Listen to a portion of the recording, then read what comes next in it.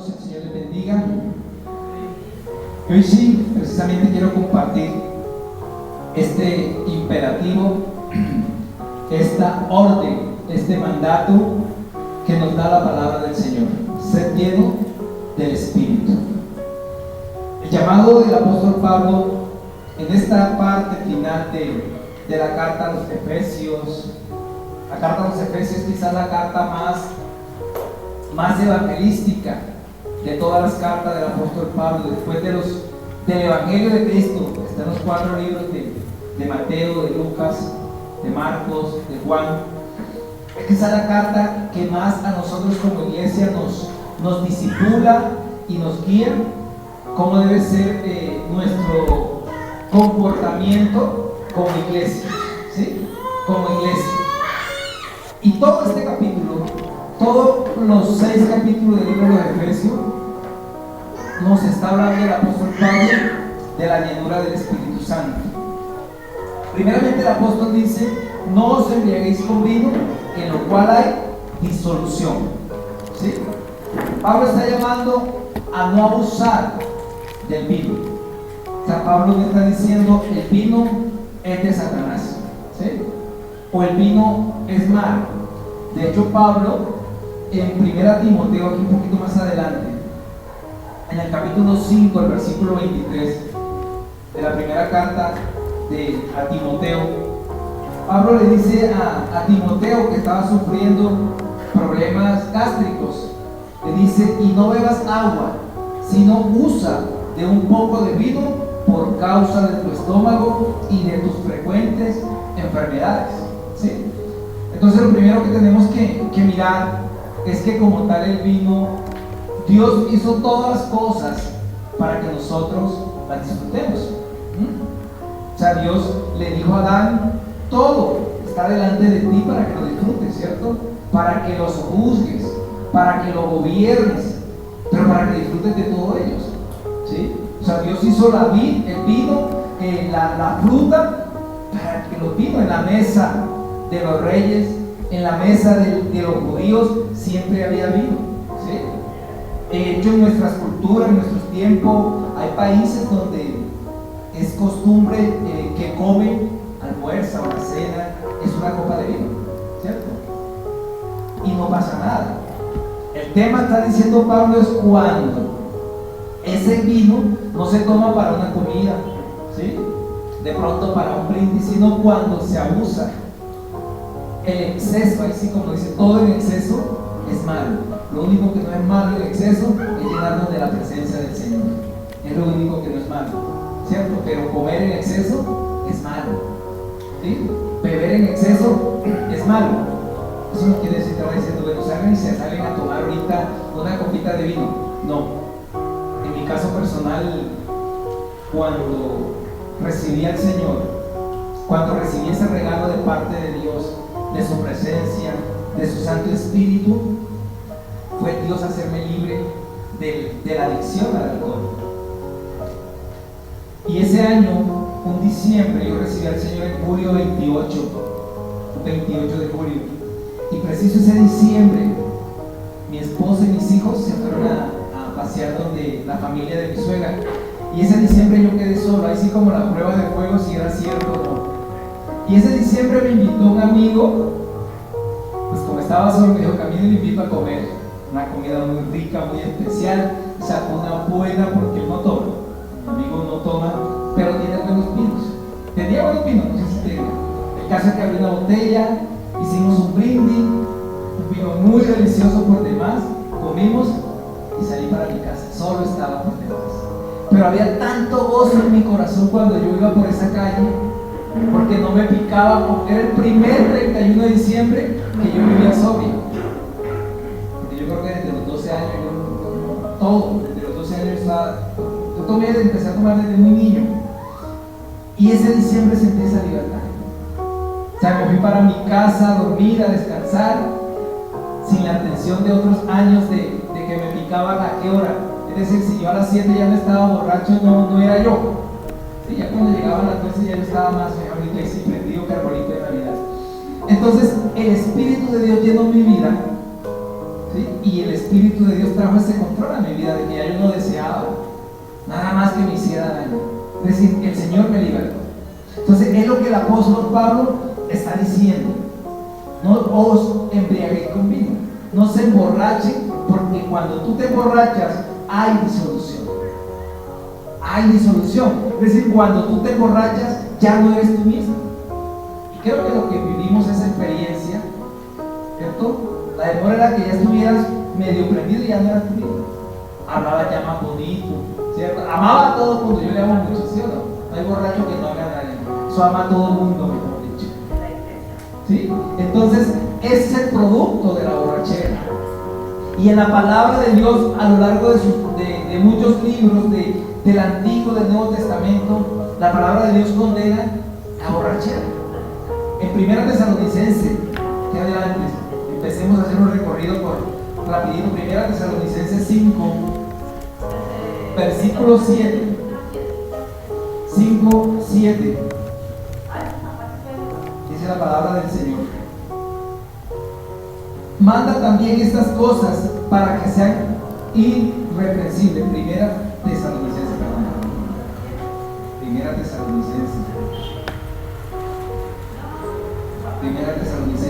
El apóstol Pablo está diciendo a todos los hermanos de Tesalónica que no se embriague con vino. En 1 Pedro, mejor, capítulo 4.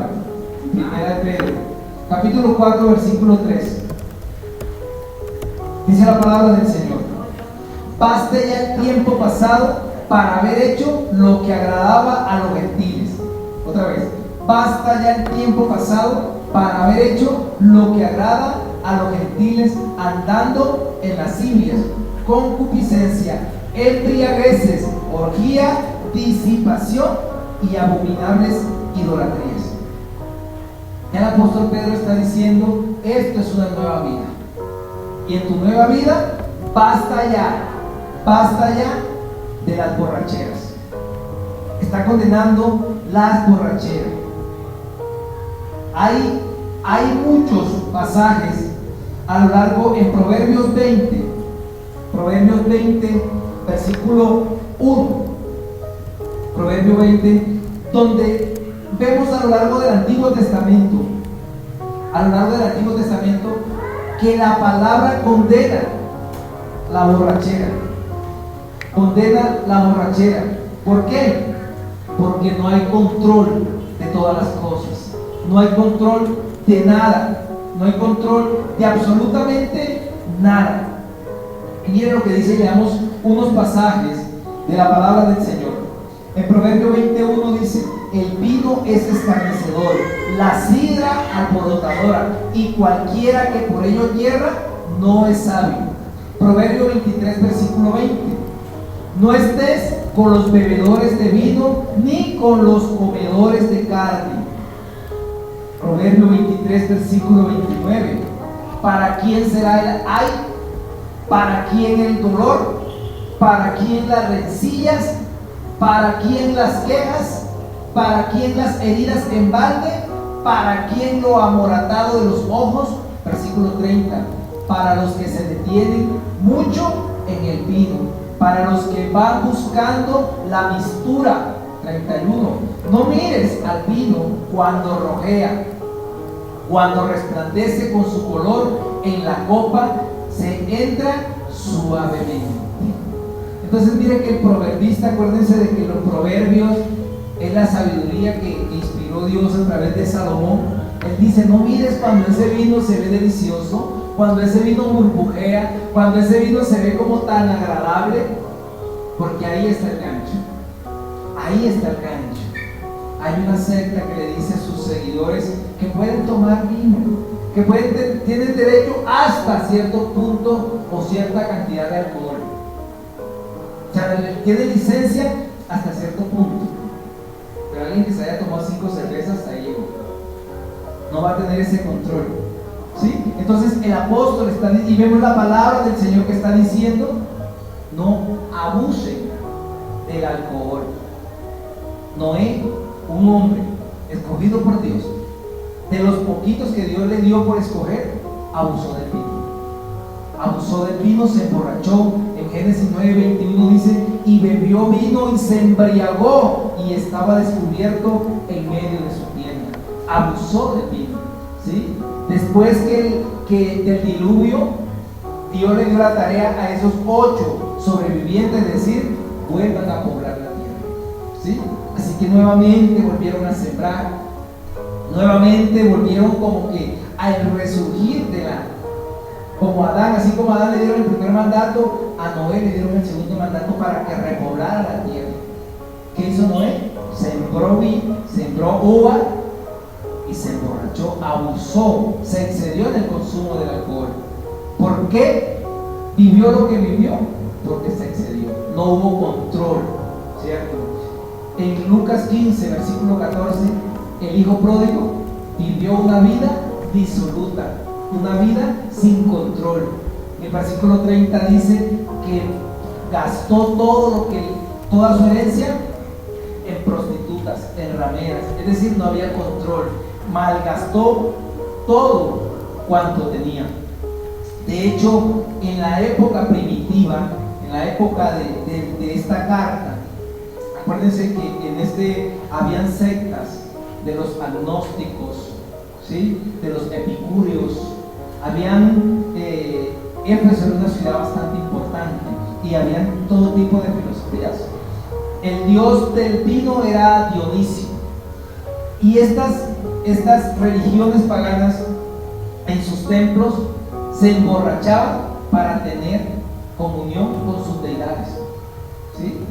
Se emborrachaban únicamente para tener esa conexión con las deidades. Entonces, una manera de conectarse con Dionisio, el dios del vino, era emborrachándose. Y hay evidencia arqueológica donde se han encontrado los pozos donde ellos vomitaban, ¿sí? Para volver a emborracharse, para otra vez tener ese éxtasis. Y eso que llevaban esos templos, orgías, depravaciones, prostituciones, era una cosa horrible. Si a nosotros nos parece que Las Vegas, si nos parece que la localidad en Santa Fe, o si nos parece que Sodoma y Gomorra es deplorable, no se imaginan lo que era la iglesia, la religión en Éfeso, en Corinto. Eran algo extremos. Habían prostitutas santas, habían 1000 prostitutas dentro del templo, exclusivamente para hacer todas las orgías, para tener conexión con las deidades. O sea, no había control de absolutamente nada. Entonces, esto es lo que el apóstol Pablo está diciendo: no lo hagan. El apóstol está diciendo: no os embriaguéis con vino, en lo cual hay disolución. Antes, dice Pablo, sed lleno del Espíritu Santo. Sed lleno. El ser lleno es un imperativo. Un imperativo es el modo gramatical para expresar un mandato.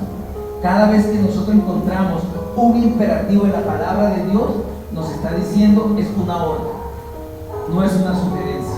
Entonces Pablo dice: no se vayan a embriagar con vino, porque ahí no hay control. Más bien, sed lleno del Espíritu Santo, y ahí sus vidas van a estar en control. Porque un borracho, ¿qué hace? Cada vez que tiene problemas, ¿dónde se refugia? En el alcohol, ¿cierto? Tristemente, esta mañana pasaba, siguen pasando, con botellas en las manos, ahorita ahí, ¿sí? Hasta se estaba jugando conmigo, que si lléveselo para allá. Yo le decía: yo estoy llorando por ello, que ellos no escucharon, ¿sí? Pero están perdidos, y ahorita van y duermen, y mañana amanecen iguales. Los que tienen problemas, sus problemas mañana son peores. Pero no así cuando nosotros recibimos el Espíritu Santo de Dios. Y lo primero, amados, que nosotros debemos entender es que todos, en el momento en que nosotros creímos, fuimos bautizados con un mismo Espíritu. En 1 Corintios, capítulo 12, versículo 3. ¿Qué otra cita? 1 Corintios 12, versículo 13, dice la palabra del Señor: porque por un solo Espíritu fuimos todos bautizados en un cuerpo, sean judíos o griegos, sean esclavos o libres, y a todos a todos se nos dio a beber de un mismo espíritu. Es decir, el Espíritu Santo está en todos los creyentes, ¿sí? No tenemos que un segundo bautizo, no tenemos que estar esperando algo más. Tan pronto como nosotros creemos en nuestro Señor Jesucristo, recibimos el Espíritu Santo de Dios. Es lo primero que el apóstol está aclarando: ser lleno del Espíritu, porque si son creyentes, tienen el Espíritu de Dios. O sea, no hay otra posibilidad. Y leímos en Romanos capítulo 8, versículo 15, 8:15, dice la palabra de Dios: pues no habéis recibido el espíritu de esclavitud para estar otra vez en temor, sino que habéis recibido el espíritu de adopción, por el cual clamamos, Abba Padre. Versículo 16: el Espíritu mismo da testimonio a nuestro espíritu de que somos hijos de Dios. ¿Sí? Entonces, si tenemos el Espíritu Santo, si hemos creído en nuestro Señor Jesucristo, el Espíritu es el que va a decir, es el que certifica: tú eres hijo de Dios.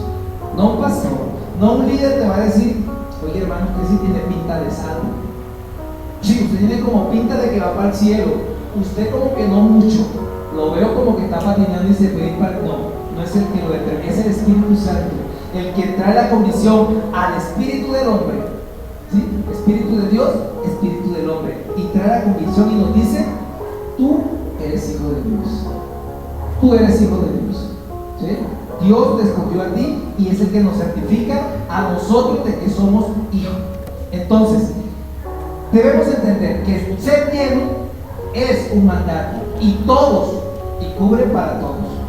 Este mandato fue para toda la iglesia de Éfeso. No fue para una parte, no fue para los ungidos, no fue para los que dicen: yo soy el que tiene el llamado, yo soy... No. Este fue dado para absolutamente todos en Cristo Jesús. Entonces, primeramente es un mandato de parte de Dios. ¿Sí? No se llenen de vino si no se han lleno del Espíritu Santo, porque el Espíritu Santo es el que controla nuestras vidas. El Espíritu Santo es el que nos llena. Entonces es algo permanente. La borrachera, dice Pablo, es en el momento que se emborracha. Se emborrachó, pero al día siguiente tendrá el guayabo, pero ya pasó el efecto del trago, ¿sí? Mientras que cuando nos llenamos del Espíritu Santo es constante. Cada momento, cada instante, cada minuto, cada hora, cada día, todos los días de nuestra vida debe ser un andar lleno del Espíritu Santo. Miren lo que dice este mismo sentido que acá cito, unas hojitas atrás en Gálatas, capítulo 5, versículo 16. El apóstol Pablo dice: digo pues, hago la pausa, pongan atención. Está diciendo el apóstol Pablo: andad en el Espíritu. Andar, es decir, que el andar, ¿qué significa? Camina, paso a paso, ¿cierto? Uno, para llegar a la casa, el que se va caminando, tiene que dar paso a paso, hasta llegar, hasta donde va a llegar. Igual tenemos que movernos caminando. Es lo que está diciendo el apóstol Pablo: andar, caminar, paso a paso en el Espíritu, y no satisfagáis los deseos de la carne. Es decir, si yo ando en el Espíritu, no voy a andar en la carne. ¿Por qué, Pablo? Versículo 17: porque el deseo de la carne es contra el Espíritu, y el del Espíritu es contra la carne, y esto se oponen entre sí, para que no hagáis lo que quisieres. ¿Sí? Es decir, si el Espíritu de Dios está morando en mí, ¿cierto? Dice el apóstol Pablo, dice la palabra de Dios: si el Espíritu está, el Espíritu me va a redarguir para hacer algo, para una borrachera, por ejemplo, ¿cierto? Como en mi caso personal. No voy a salir de aquí con ganas de tomar algo, por el contrario, voy lleno de la presencia de Dios. Entonces, si yo estoy lleno de la presencia de Dios, no voy a ir a llenarme de alcohol o de cualquier otra cosa, o voy a llegar a la casa y voy a poner una película que me robe el gozo, de que voy a hacer que contamine mi espíritu. Entonces yo voy a tener control de mi vida, lo que está diciendo el apóstol Pablo. Pero 18, versículo 18, 5:18: pero si sois guiados por el Espíritu, no estáis bajo la ley. Es decir, si yo estoy bajo el Espíritu, si mi guía, si mi dominio es el Espíritu de Dios, ya yo no estoy sobre el rey. Acuérdense que nosotros fuimos libres por medio de nuestro Señor Jesucristo. Y no solo fuimos librados del pecado, sino que el pecado ya no se enseñorea de nosotros. El pecado ya no tiene el derecho de hacernos esclavos. ¿Por qué? Porque somos libres, aun cuando seguimos siendo pecadores. ¿Sí? Porque esa es nuestra naturaleza hasta que nuestro Señor Jesucristo venga. Pero hay control. Hay control en mi vida. ¿Por qué, Pablo? Porque manifiestas son las obras de la carne, versículo 19. ¿Cuáles son las obras de la carne?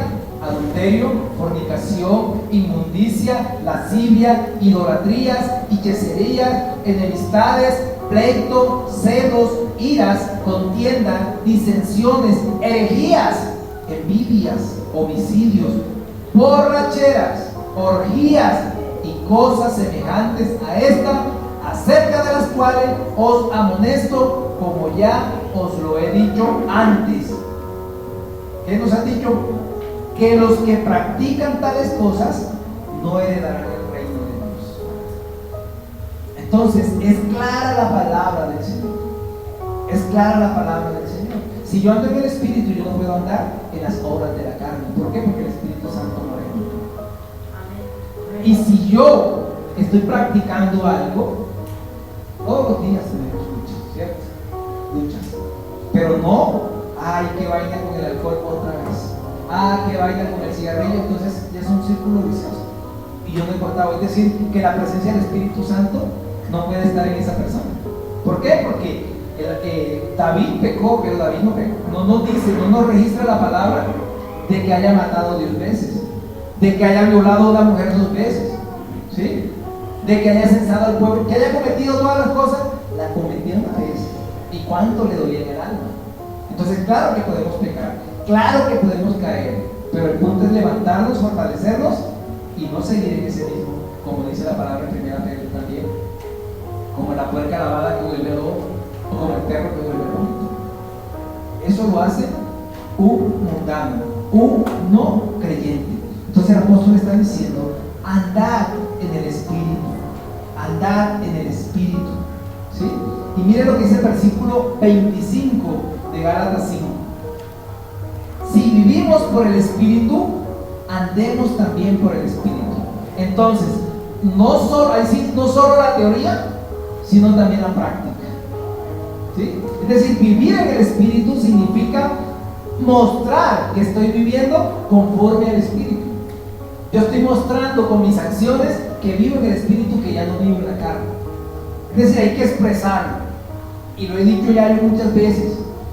Todas las expresiones, todos los frutos de un mismo Espíritu, que es una sola fuente, pero que son 9 frutos, esos 9 frutos deben ser una acción en mi vida, ¿sí? Yo no puedo decir que amo y a todo el mundo miro mal, ¿cierto?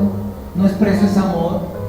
Yo no puedo decir que tengo paciencia cuando, mejor dicho, mi especialidad es la impaciencia. Yo no puedo decir que cuando a mí me pasa una situación difícil, es decir, lo que yo hable lo tengo que vivir. Así de sencillo. Si tú crees en Jesucristo, tienes que vivir como un discípulo de Jesucristo. Así de sencillo. No es simplemente un discurso aquí dentro y un ejemplo allá afuera diferente. Es lo que está diciendo el apóstol Pablo. Si vivimos en el Espíritu, andemos también. O sea, pon por obra, acción, obras y hechos. No solo palabras, como dice un político.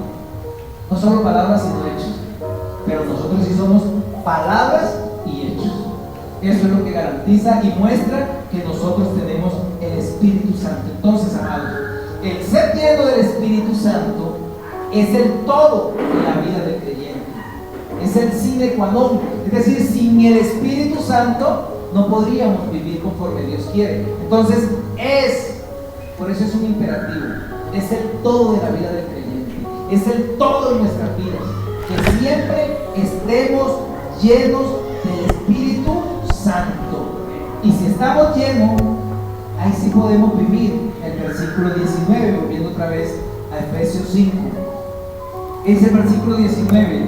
Hablando entre vosotros con salmos, con himnos y cánticos espirituales, cantando y alabando al Señor en vuestros corazones. Únicamente nosotros podemos cantar, adorar, himnos, cantos, si tenemos la llenura del Espíritu Santo, como lo decía ahorita. Yo no podría cantarle a Dios viviendo en amargura. En Colosenses 3:16, en el antiguo. Colosenses capítulo 3, versículo 16, misma idea. La palabra de Cristo mora en vosotros en abundancia, en vosotros, enseñando y exhortando unos a otros en toda sabiduría, cantando con gracia en vuestros corazones al Señor, con salmos e himnos y cánticos espirituales. La llenura, cuando estamos llenos, trae a nuestra vida ese gozo. Y también a lo largo de la palabra de Dios encontramos que a Dios le gusta, a Dios le fascina cuando nosotros cantamos. En Éxodo capítulo 15, versículo 1, cuando el pueblo de Dios salió de Egipto, cruzó el Mar Rojo, ¿qué fue lo primero que cantó María, Moisés, todos los que salieron?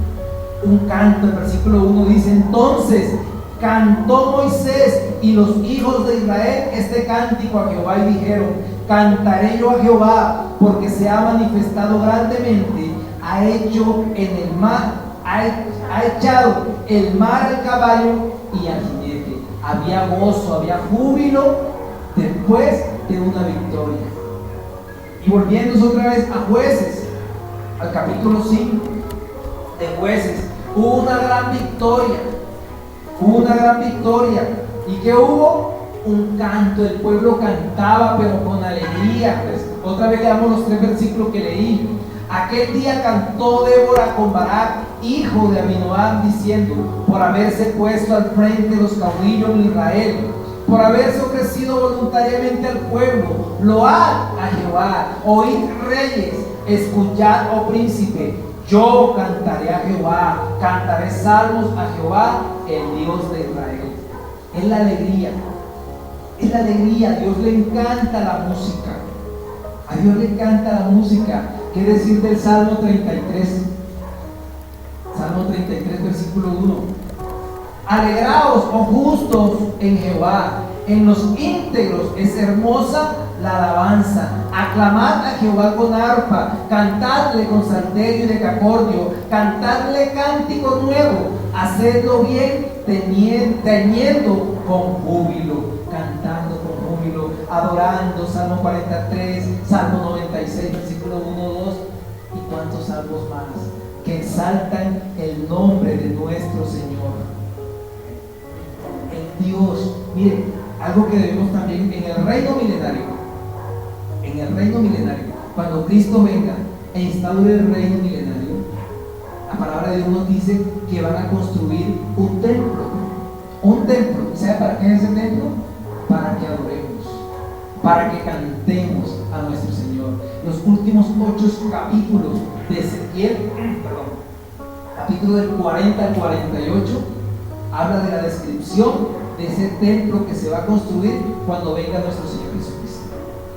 Y hablan esos capítulos que habrán unas alcobas exclusivas para los cantores, para los que van a cantar, para los que van a estar adorando día y noche en el templo que nunca más pudieron construir, el templo que construyó Salomón, el templo que fue destruido, que después fue reconstruido por Zorobabel, un templito ya más chiquito, el templo que intentaron reconstruir en Jerusalén cuando fue quemada en el 64 al 70 después de Cristo.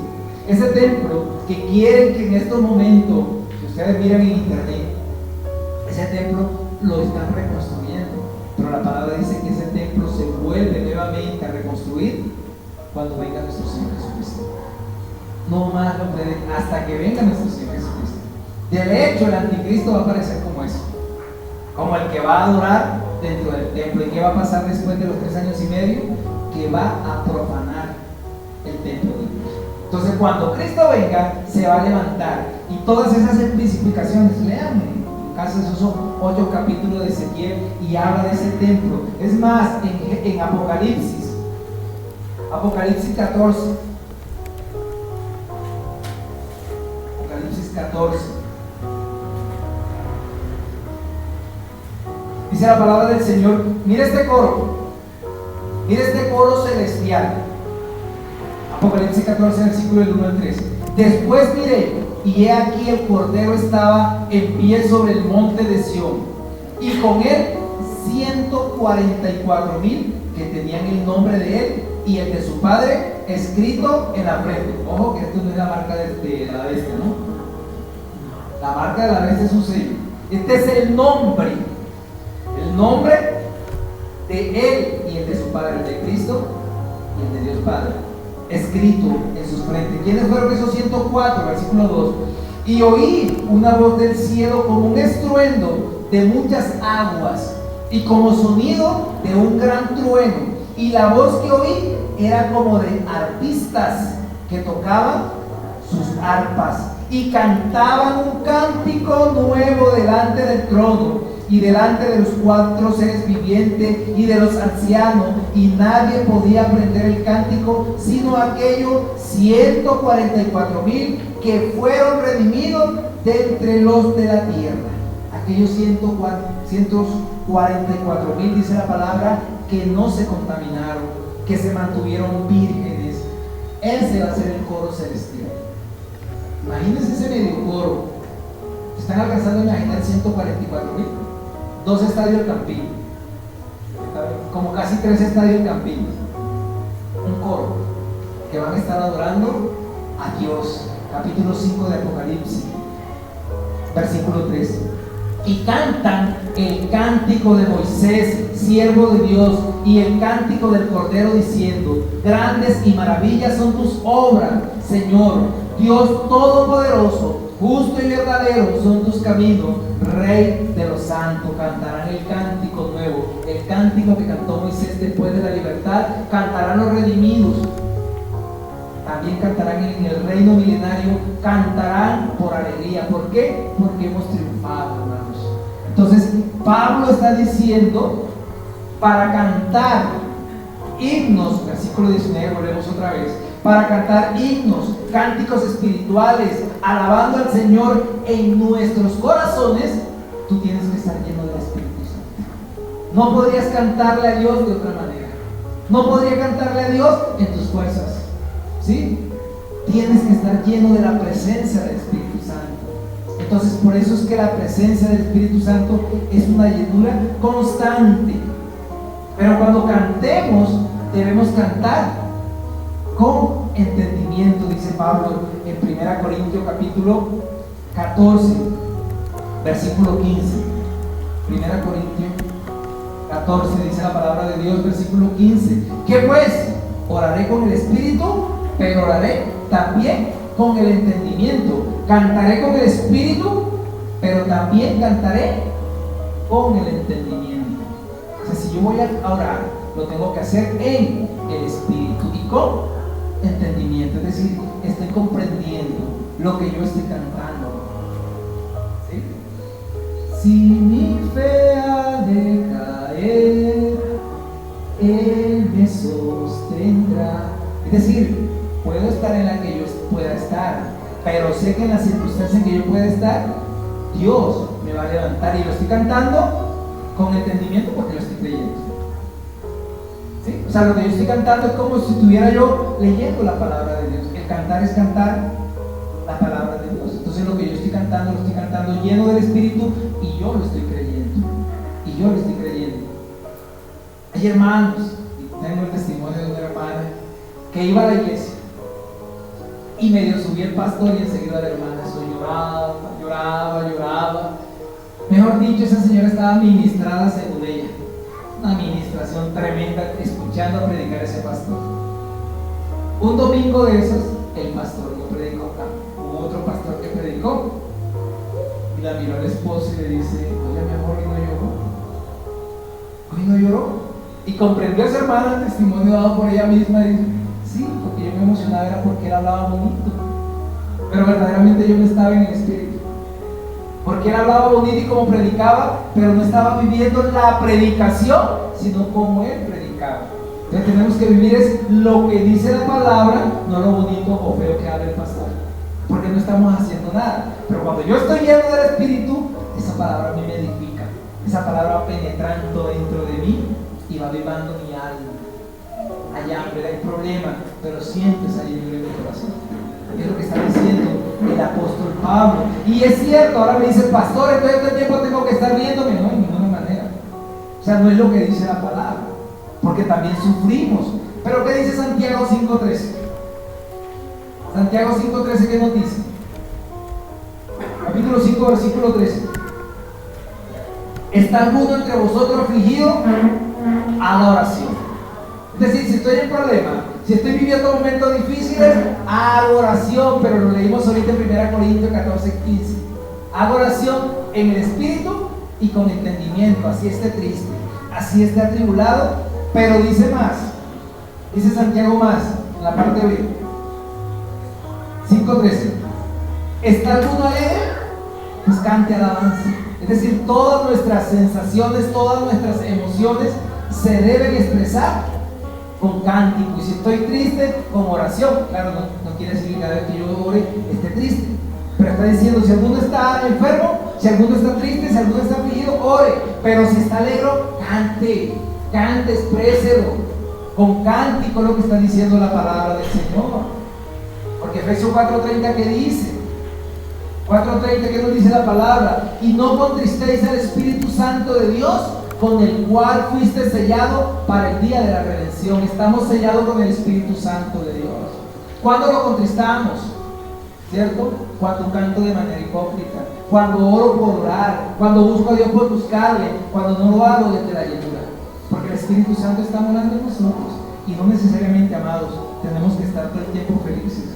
Pero si tenemos al Espíritu Santo de Dios, vamos a sobrellevar, vamos a vivir las cosas con otra óptica. Es por eso la diferencia entre el cristianismo y el mundo.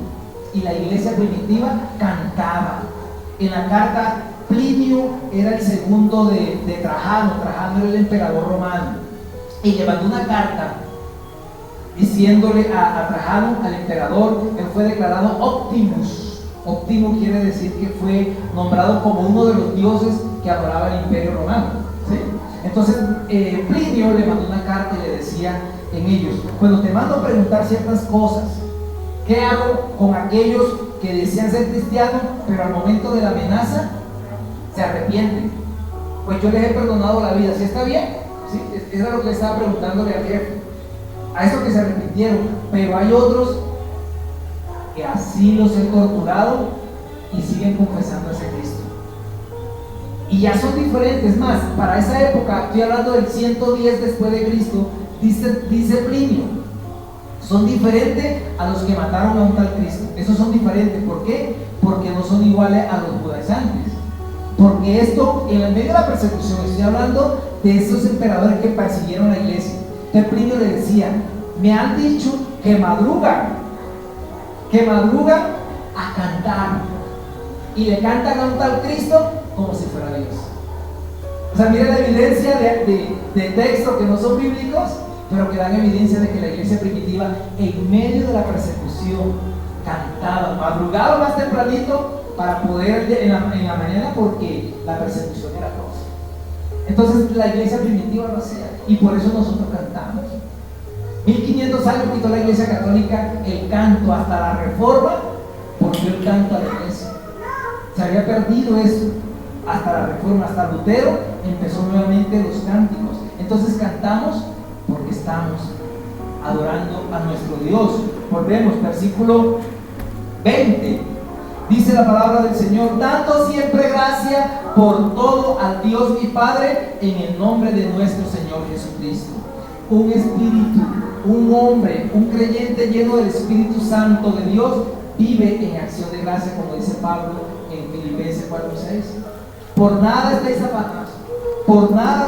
afanosos, dice el apóstol, sino sean conocidas, ¿sí?